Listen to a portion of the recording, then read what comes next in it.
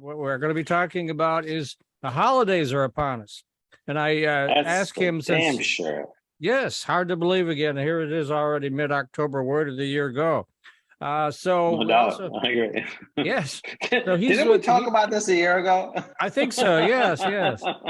So Melih is the CEO of SmartFinds Marketing out of Birmingham, and he has a nice team. He has actually a really thriving business. It's still going well. It works with a lot of major players around the world. But so he has a lot of really great ideas he's going to impart with you or impart to you that if you've got an e-commerce site, if you're planning to do e-commerce here in the fourth quarter, here are some of the things that he's going to suggest that you do. Take it away, Melih. Hey guys, great to be back on your show. Like I was just joking around, I think we had a similar segment on this about a year ago as we enter into the holidays. I think, kind of piggybacking on the previous, Tom Kelly's conversation, there is an issue over here in terms of what I call digital disruption. And digital disruption being that there's constantly change. And so while we may have had a segment like this a year ago, here we are a year later, and the reality is that the digital world and the technologies have changed again. But when I say again, it's more like constant. There is no end to the change that we're working under, right? If you're a business, the reality is, I don't care how large or small you are, you're going to have to settle in on the idea that change is inevitable, that there is no endpoint to anything that you do in the digital world, especially if you're an e-commerce website and you have to cater to the internet in terms of generating your revenue. And to that extent, we have two sides of the coin when it comes to e-commerce. One is you're going to be doing digital advertising, right? So you're going to do your Facebooks, your LinkedIns, your Twitters, and your Instagrams, and so on and so forth, and you're going to run your ads. That's what's interesting. That's the easy part.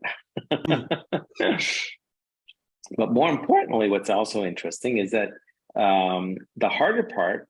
Well, let me just put context in this. The easy part is the advertising. So as long as you're spending money, your ads are running, and you're getting traffic, right? Cool. The question is, what happens when your ads stop? Are you going to continue to get traffic? Because let's face it, granted, you're looking for business during the holiday season. I love it. But what happens in January? What happens from January to November next year, right? And so what I want to spend a little bit of time talking about today is not the advertising, which is easy and limited and short term. Rather, what else can you do outside of advertising that's going to generate revenue for you even after the holiday season? So that's what we're talking about today. Matt? All right. So what do you see ahead for the holiday season? I know Deloitte is predicting a substantial, like double-digit increase in spending.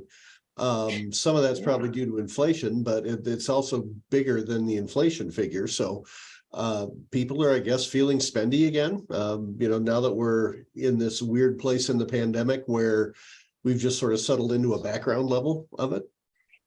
Yeah, I think you make an interesting point, and you're right.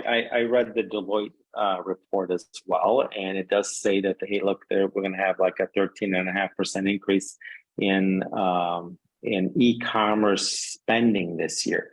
The real interesting thing is the fact that I think a lot of people are suggesting that the increase should have been, based on history prior to inflation and everything else, should have been above 20%.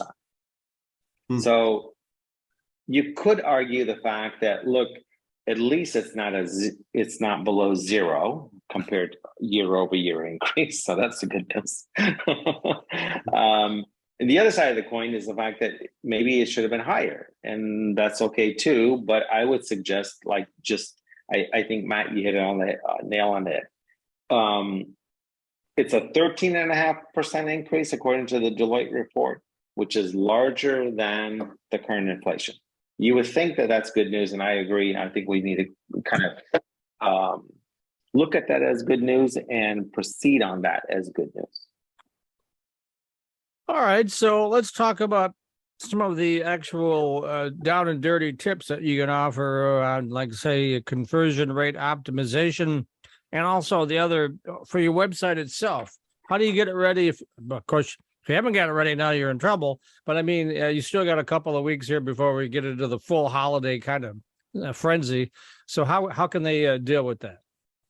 So, Mike, you just brought up an interesting point. Number one is, I don't think it's too late. Anything you do relative to search engine optimization / SEO, Google will attribute within 30 days. We're give or take here. I'm just kind of ballparking right now. We're about 60 days outside of the holiday season, as far as when gifts are given, as far as when you want to get your gifts, as far as when you want to send your gifts, etc. So I think we have plenty of time. We're not outside of the space of search engine optimization. And to that extent, I mean, think of it this way. The average website, and I have to admit, I've seen, with all the websites that we work with, websites generally generate more than 50% of their traffic from Google organic traffic, right?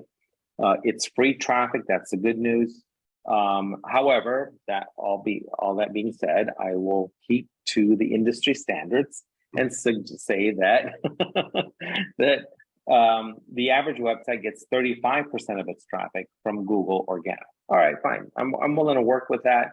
But whether you use the industry standard numbers from 2022, whether you use my numbers from active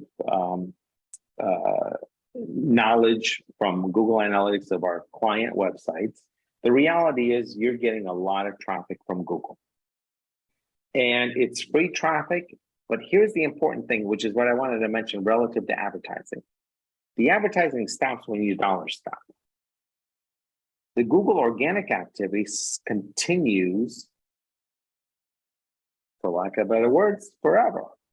As long as you meet Google's guidelines, you're going to continue to get traffic even after the holidays. So it's worth spending the time, especially when we still have time left, to focus on your search engine optimization in your website. And more importantly, the idea that you need to adhere to a couple of Google's recent algorithms, which are not bad. I mean, this is all good stuff. So number one is there's an algorithm which everybody in the industry calls rank brain, and the other one is helpful content. The helpful content is one that was released recently. And essentially what we're saying is, look, when you put a blog post together, when you have a web page, make sure that it adheres to the idea that people are looking for help. So if you focus your attention on the fact that, hey, you're trying to solve a problem, that your web page or your blog post is about solving a problem that your clients have and that you can provide the solution to, then it changes your perspective on how this whole process works. So that's step number one, search engine optimization. Step number two in this whole process, Mike, which you just mentioned, was conversion rate optimization. So Google could send you 35% of your traffic to you, 50% or even 80% of your traffic. But when all that traffic comes to your website, if your website can convert that to sale, what good is your website? Yeah, right. That's the whole point. Right? That's the whole point. So SEO is the starting point, meaning that, hey, you want to drive traffic to your website. But then conversion rate optimization is about converting the people that get to your website. And there's a whole process in terms of your calls to action, the steps that people are going to take when they go through your website, how quickly can they get to where they want to go. So it's a process. It's something that is ongoing. You just have to figure out how it works within the context of your business. Right. Okay, so we've got about 4 minutes left. So I guess you're allowed about 45 seconds per point, but give us your top 5 tips. Top 5 tips for an e-commerce website right now. Yeah, real quickly. I mean, guys, I could keep talking for like an hour, but Sure. that's okay. So, number 1, make sure you know what keywords you need to use within your website for your products or services. Start with that. My suggestion is go to Google Trends, number 1, or go to Google, and as you type a product, a keyword within Google search, you'll find that there's a whole list of recommendations. Check those out. Number 2, focus on the content within your product pages. In other words, what is it that you're selling? Go to that page and make sure that whatever you do, hone in on the search engine optimization of that page or pages, right? Number 3, user experience, huge issue. In other words, how is your website structured? How easy is it for somebody to get from point A to sales as quickly as possible? Ideally, three steps. If it's more than 3 steps, it's going to be difficult. So user experience is different from user interface, just UX versus UI. I won't get into UI right now, but UX. The next step of this process is the fact that the speed at which your website loads is important. And as over the last 5 to 10 years, we've grown from from laptops and desktops to mobile, I think it's important that your website loads fast with a mobile device. If you're going to achieve that, the other one's easy.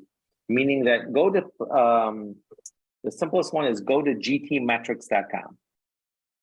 I think you'll find that they're going to provide you all the information you need for free, no charge, as far as how to make sure that your page loading is resolved.